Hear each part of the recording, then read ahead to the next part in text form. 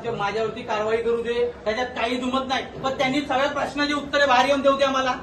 त्यांनी एवढे लोक आले त्यांना काही फरक नाही पडत त्या माणसांचा.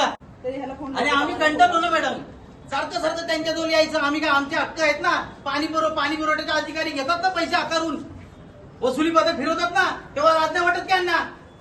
आम्ही इथंच उभं राहतो, त्यांनी बोलवा. ते जर नाही आले तर मी इथं बसीन.